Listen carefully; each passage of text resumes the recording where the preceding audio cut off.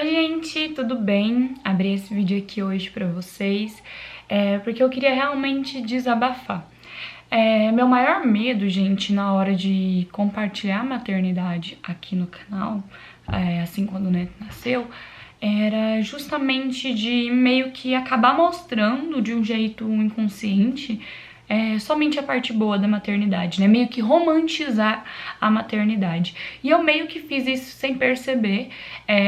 Então, reassistindo alguns vídeos, principalmente a partir dali que o Neto nasceu, eu vi o vídeo, porque eu sei da realidade que aconteceu aqui, né, gente? E eu vendo os vídeos, eu vi que muita coisa...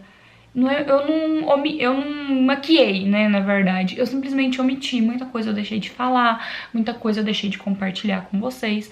Então, eu acabei fazendo isso de um jeito inconscientemente. Na verdade, guardando só pra mim algumas coisas, né, que aconteceram dentro da maternidade e que de alguma forma me afetaram, e eu meio que saberia que isso poderia ajudar outras pessoas, mas mesmo assim eu deixei só pra mim. Então, eu sei que ainda dá tempo de mudar e a gente precisa conversar sobre essas coisas. Eu preciso me abrir mais com você, porque eu fazendo isso eu vou tirar de mim um sentimento, né? E eu sei que vários comentários de vocês podem de alguma forma me confortar, me ajudar a superar tudo isso. Eu não considero que eu tive uma depressão pós-parto, mas pelo meu quadro, assim que eu iniciei a gravidez, né, que era um quadro de depressão, eu tive esse diagnóstico. Esse diagnóstico meio que por duas pessoas, por um médico, né, que falou pra mim entrar com consultas, né, periódicas com um psicólogo, mas eu não queria aceitar com isso, até que um psicólogo em si falou pra mim que eu tinha depressão. E isso antes de eu engravidar. Quando eu engravidei, eles me deram pelo SUS ali mesmo uma ficha que era me preencher pra mim ter acompanhamento quinzenal com um psicólogo. E eu meio que não queria aceitar aquilo pra mim, e eu achei que a gravidez, eu tava tão feliz, tão extasiada com aquele momento, ia superar isso. Eu não precisava de um psicólogo, eu já estava extremamente feliz, não tinha nada que pudesse me abalar. E na verdade não tinha mesmo. Eu tive uma gestação maravilhosa, apesar de tudo que aconteceu. Eu quase tive um aborto por conta de infecção urinária. No fim da gestação eu descobri a pressão alta, que depois, pós-parto, eu descobri que eu estava com pré-eclâmpsia. O meu bebê estava de jejum intermitente dentro da barriga por mais de 2 semanas. Então eu tenho muito a conversar com vocês, eu tenho muito a desabafar. Posso estar ajudando alguma mãe, vocês podem me ajudar. Eu peço aqui que, se você não tiver um comentário educado e um comentário que de alguma forma possa alegrar o meu coração, também não faça um comentário apontando muita coisa. Muita gente me chamou em um outro vídeo que eu falei que eu tinha medo do Neto não me amar, né, como um bebê ama a mãe. Muita gente me chamou de burra, de, sabe, xingamentos mesmo, e eu vou ocultar essas pessoas. Eu tô aqui abrindo meu coração pra vocês, e não que eu queira só conforto, mas quando a gente faz isso, a gente quer de uma forma ou de outra receber carinho, né? Então, comentários mal educados eu não vou estar aceitando, nem nesse vídeo, nem em outros vídeos no canal. Mas quero falar de uma coisa boa pra vocês, quero indicar um canal aqui, que é o canal Melissa. Gente, vocês vão amar esse canal, as mãezinhas e as gravidinhas. Nesse canal é só conteúdo pra bebê. Ela faz resenha de fralda, ela compartilha acabados do bebê dela, ela compartilha coisas sobre a farmacinha do bebê. Eu vou pegar meu celular aqui, que eu tenho que ver todos os conteúdos pra me comentar pra vocês. Olha pra vocês verem quanto conteúdo bom. Cole Calme, minha experiência, que foi o que eu usei pro Neto. Comprinhas pro bebê, espelho pra ver o bebê no carro, acabados do mês a bebê dela. Ela faz várias resenhas, por exemplo, tapete de atividades, aspirador baby, item que precisei no enxoval, ó. Fralda Babysec não deu certo, depois ela fez um outro vídeo lá falando sobre a Babysec, atendeu a reclamação dela no saque. Então, gente, tem muito conteúdo legal. Cole diz, minha experiência, comprei a cadeirinha de descanso. Então, ela compartilha, gente, só coisa de bebê, vocês não vão ver vlog aqui, então é aquele canal informativo. São vídeos pequenininhos com bastante informação, ó. Vídeo de 2 minutos, 5 minutos, 4 minutos. Ela falou sobre fórmula infantil, Nan Supreme, Nan Comfort e Aptamil Premium. Então ela faz aí vários vídeos assim, falou sobre bomba tira-leite, postou o tour pelo quarto da bebezinha dela. Então ela falou também sobre o enxoval, agora que nasceu ela tá compartilhando várias coisas. Então é um canal, gente, maravilhoso pra toda mãezinha seguir.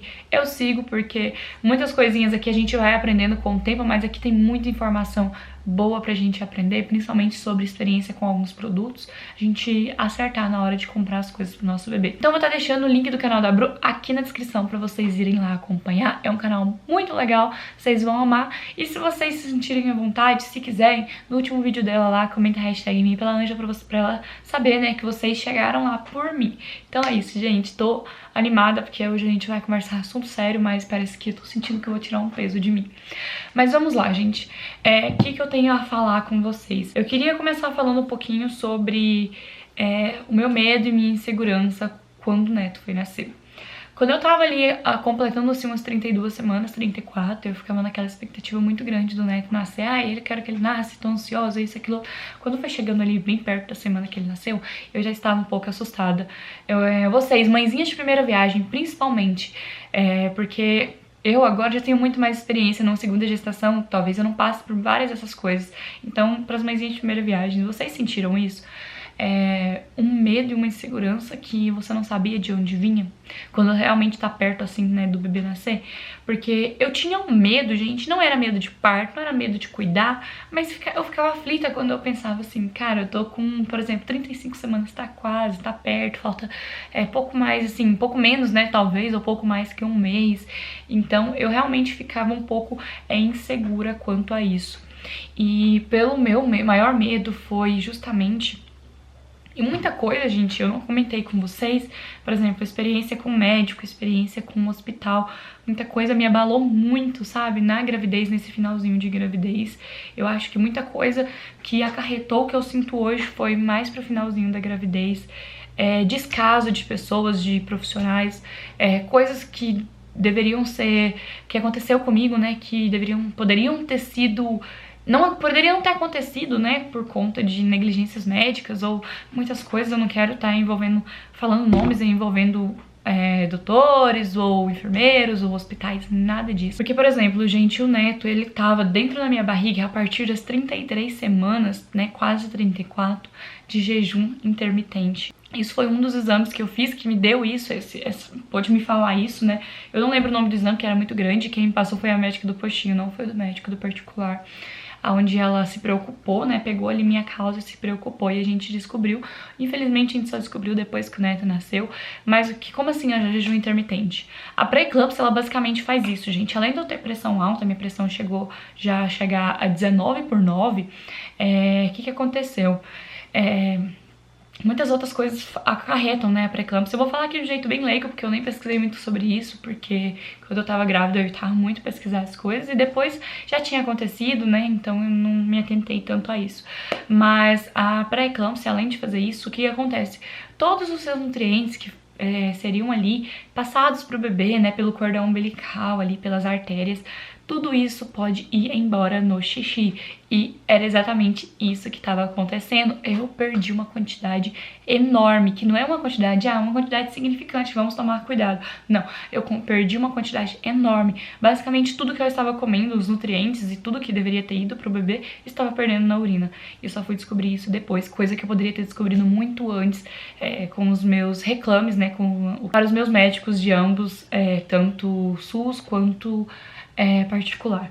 Então, eu vou no final da gestação, eu achei uma médica, graças a Deus, foi um anjo que cuidou de mim, né, assim, não cuidou de mim, ela se preocupou comigo. Por mais que a gente descobriu depois, não foi culpa dela, foi realmente porque eu fiz tudo isso pelo SUS e aí é um processo um pouco mais demorado. E o Neto tinha que nascer. Graças a Deus o meu filho nasceu, graças a Deus eu escolhi uma cesariana ali na hora, porque na hora que eu estava ali no parto, eu não sei se eu falei isso pra vocês no relato, o doutor me sugeriu um parto normal, porque minha dilatação estava muito rápida. Poucas horas deitada em cima de uma cama sem me movimentar, eu saí praticamente de 1 para 6 centímetros e as dores estavam constantes, as contrações estavam ritmadas e mesmo assim eu escolhi uma cesariana. Hoje eu vejo que eu tomei meio que a decisão certa, né? E aí quando o Neto, eu passei mal pra ganhar o Neto, me deu um belo susto, por mais que eu tava empolgada. Principalmente na parte do vídeo onde eu mostro a cesárea, eu me mostro muito animada, mas é porque eu sabia que o meu filho ia nascer, não tinha como eu ficar triste, prematuro ou não, ele iria nascer. Muita gente falou também sobre 36 semanas ser 9 meses, e de acordo com o meu médico, e de acordo com o posto de saúde, que é a médica do posto de saúde, que é uma clínica geral, 36 semanas são 8 meses completo. Tipo assim, você pôs um pedacinho do seu pé do 9º mês. O 9º mês só termina com 40 semanas, então é um mês pra frente, né, digamos assim. Então, gente, o Neto nasceu sim de 8 meses completos. Não foi 32 semanas, 32 semanas é final do 7º mês, início do 8º. Então foi 36 semanas e 8 meses de gestação. Então, quando o Neto nasceu, gente, pra quem não sabe, ele nasceu com 2,410 kg, então além de prematuro, ele era um bebê pig, ou seja, ele era um bebê pequeno para a idade gestacional dele. Com 36 semanas era para ele estar muito mais gordinho do que ele estava. E na hora que eu fui fazer o parto, que foi a única vez que mediram a minha pressão no hospital, viram que a minha pressão estava alta, e depois, isso eu já tinha recusado o parto normal, né, eu já tinha falado do parto cesariano, a enfermeira até me falou que eu tomei a decisão certa, porque a minha pressão estava muito alta para um parto normal.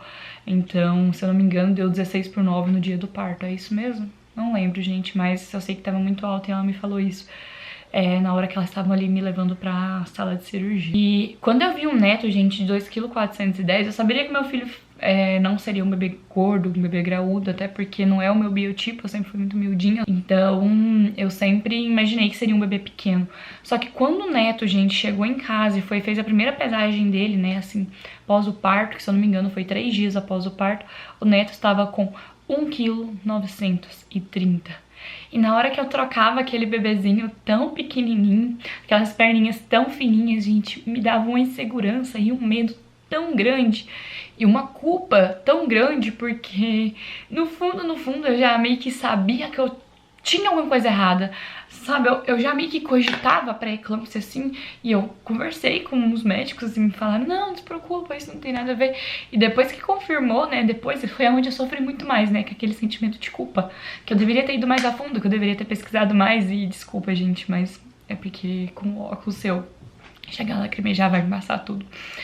Então, gente, quando eu vi aquele bebê tão pitiquinho, tão frágil, tão miudinho, eu ficava com medo de cuidar, mas eu cuidava com maior amor e maior carinho. E eu tinha muito medo de perder. Eu tinha muito medo de perder ele. Minha mãe até hoje, a gente conversa sobre isso, que ela também dava um certo medo, mas ao mesmo tempo ela não falava isso pra mim, né, pra mim não assustar.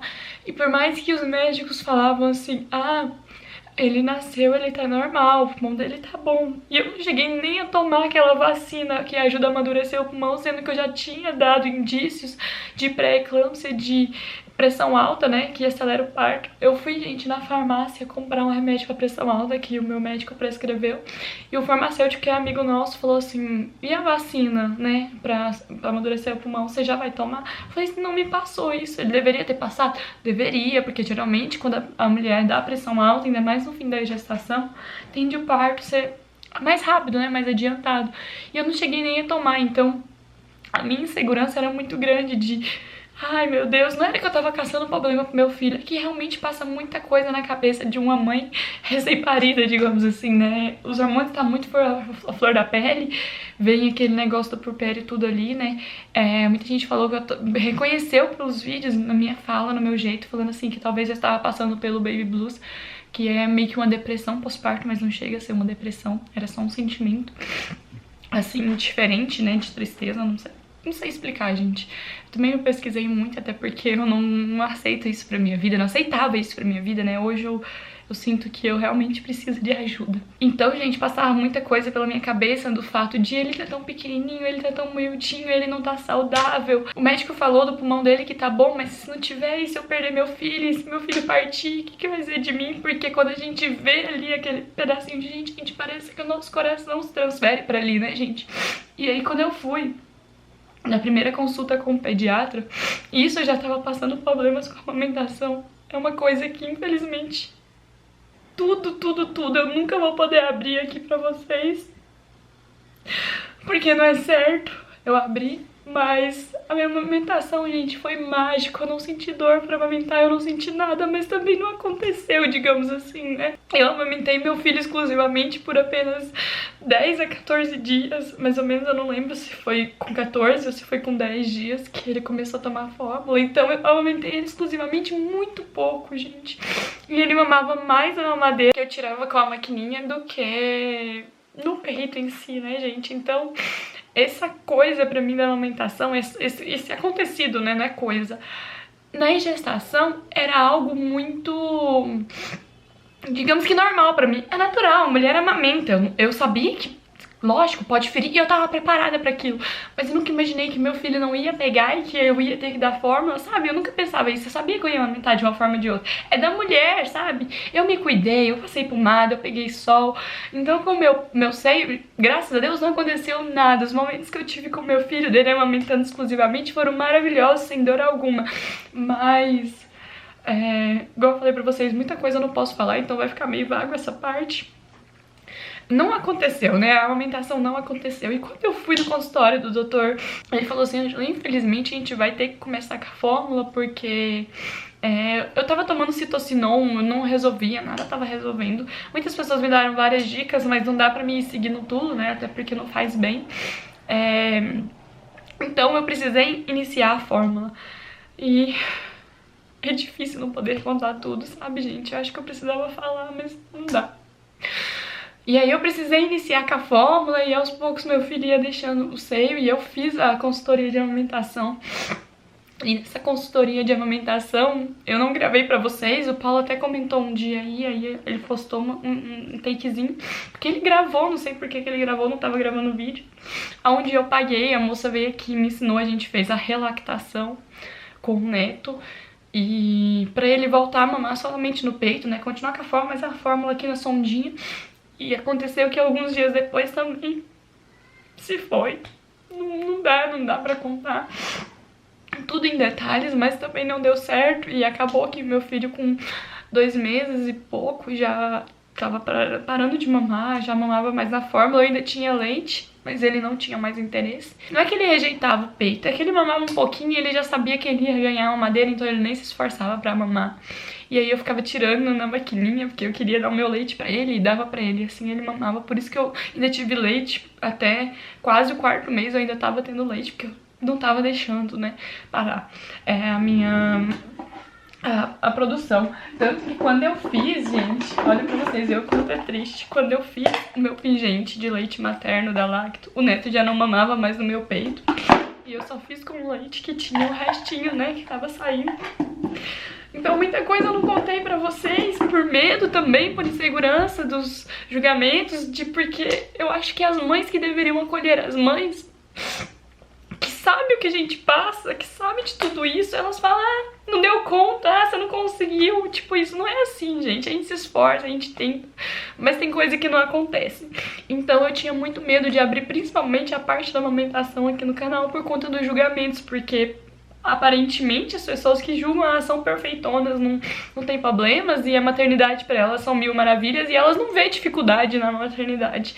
E eu também não vejo a maternidade como um peso, mas ela também não é fácil, não é algo tão natural assim como eu imaginei. Requer muito esforço, muita dedicação e às vezes até intervenção de outras coisas, como a fórmula que eu tive que dar pro meu bebê. Então o neto, gente, nos primeiros dias, assim, mesmo que ele tava muito magrinho, e o doutor falou que precisava de pegar a fórmula, né, porque, gente, o neto chegou a 2,5 kg com quase 2 meses e 10 dias, mais ou menos. Aquela vacina, a primeira vacina da marquinha, ela só pode ser tomada com 2,5 kg, pelo menos foi isso que me foi passado aqui na minha cidade. E o neto só pôde tomar ela quando ele alcançou 2,5 kg. E aí depois atrapalhou mais coisas e de não ter, e foi atrasando as vacinas do neto. Foi justamente por isso que atrasou todas as vacinas. Mas o neto não pegava peso, gente, a gente não via ele crescendo. E de acordo que ele foi crescendo, é que eu vi que ele era assim, um rapazinho esperto. Ele girou, gente, assim, com minha ajuda, eu firmando as costinhas, ele virava e eu firmava as costinhas. Quando ele tava com 1 mês e quase 2, sabe, ele já deu ali, tentou, ficou de bruço, na verdade, né, ele começou a tentar, eu ajudei, firmei pra ele não voltar, e ele conseguiu virar de bruços. Tô sozinha em casa, tô com medo do Paulo chegar, eu fico envergonhada de gravar vídeos assim. Então o neto, ele era um garoto esperto, ele não era um garoto, por mais que ele seja prematuro, ele não era mais assim, digamos que ele não tava atrasado pra idade dele, ele tava realmente muito adiantado pela idade corrigida, digamos assim. E mesmo assim veio mais insegurança do desenvolvimento do meu filho. Será que ele vai andar como um bebê saudável andaria? Saudável não, sem ser prematuro, né, gente? Porque o Neto é saudável, graças a Deus. Hoje ele não tem nenhuma deficiência de vitaminas, ele não tá desnutrido, ele tá saudável. Ele ainda não é um bebê, digamos que assim, na média do peso. O Neto tem 6 meses e ele ainda acabou, na verdade, ele tem 6 meses e 15 dias e ele acabou de completar 7 quilos. Mas tem bebês de todos os biotipos, o doutor me explicou lá na curva, ele não tá beirando a desnutrição, né, que é os bebês que tá na curva vermelha, se eu não me engano ele está na amarela e depois tem a verde. Então ele está saudável, graças a Deus, a gente sempre vem cuidando bastante assim da saúde dele, né, checando várias coisas, o pediatra é muito atencioso, graças a Deus a gente encontrou um pediatra bom.